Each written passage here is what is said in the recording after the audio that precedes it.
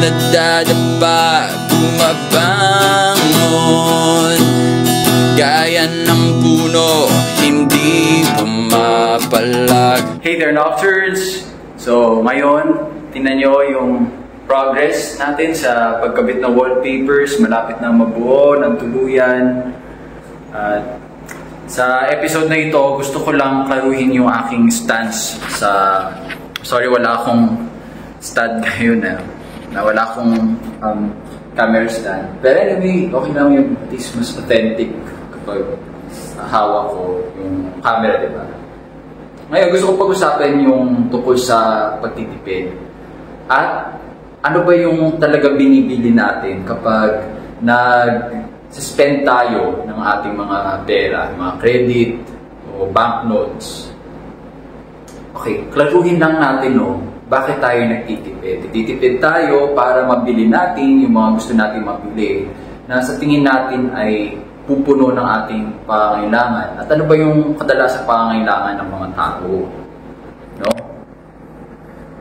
Yung kasi, kasiyahan, pwedeng yan yung kadalasang inaasam ng mga tao. At least, yan yung tinuturo sa atin ng media na dapat natin abutin, yung maging masaya. Pero kung ako tatanungin yung Nocturnes, sang-ayon ako sa mga nagsusulat tungkol sa kaisipang ang kasiyahan, hindi dapat yan ginagawang goal o hangarin. Bakit? Kasi kung kasiyahan lang naman ang gusto mo, bakit ka pa maghihintay ng 10 taon, 15 taon? Ang kasiyahan, mga Nocturnes, hindi yan investment, hindi yan pamumuhunan. Kasi yung pamumuhunan at anumang pamumuhunan yung meron ka, hindi ka talaga magiging masaya sa proseso. Kasi may risk na tinatawag tayo dyan, Nocturnes. Pag sinabi natin risk at opportunity costs, may mga bagay ka talaga na dapat i-give up. Maaaring gusto mo ng ganitong luho, pero dahil mas prioritize mo yung security mo sa hinaharap, talaga magdedesisyon ka ng masakit. Kaya huwag nating Nocturnes i-equate ang pamumuhunan sa kasiyahan. Instead, dapat ganito yung mindset natin. Kung gusto mo lang naman din maging masaya, Nocturne, gamitin mo yung kasalukuyang mong resources para maging masaya ka na. Ang kasiyahan naman, Nocturnes, di mo naman kailangang hintayin yan. Dahil sa pagkakataon ito, pwede ka naman na maging masaya. Paano, Nocturnes?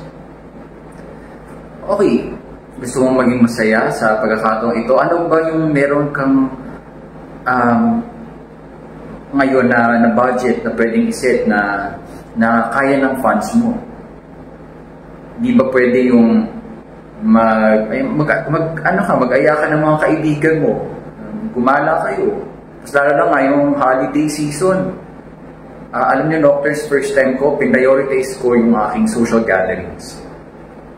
Yung social capital ko in the previous years, pati kong sinantabihan para lang sa trabaho, sa pagpapayaman, pagpapalaki ng savings, ng funds. Ngayon, dahil nakamtan ko na yun, prioritize ko naman na yung social gatherings ngayong holidays break.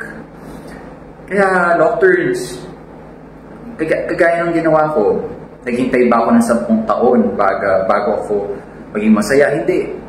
Dahil meron ka ng resources, meron ka ng yaman para maging masaya, Nocturnes. At yung yaman, kagaya ng binanggit ko last episode, hindi parating sa salapi mo makukuha yan. May mga bagay na mas mahalaga sa pag-iipon ng salapi. At ano yun, Nocturnes? Yung karanasan. At yung karanasang iyon ang siyang dahilan kaya meron tayong memories o alaala. Yan yung bagay na hindi sa lahat ng panahon kailangan ng pera.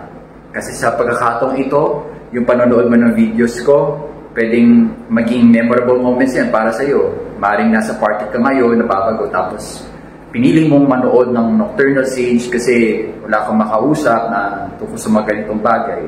Di ba memorable experience na rin?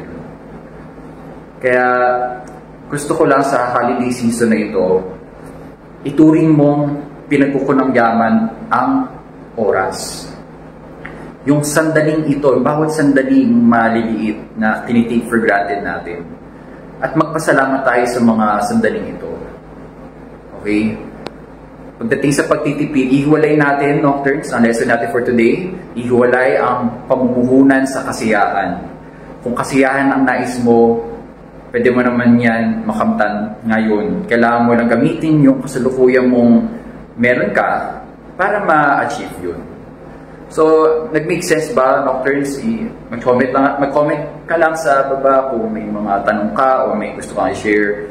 Tapos kung sa tingin mo makakatulong yung video nito sa iba mong kaibigan, kakilala, feel free to share. Libre naman yun.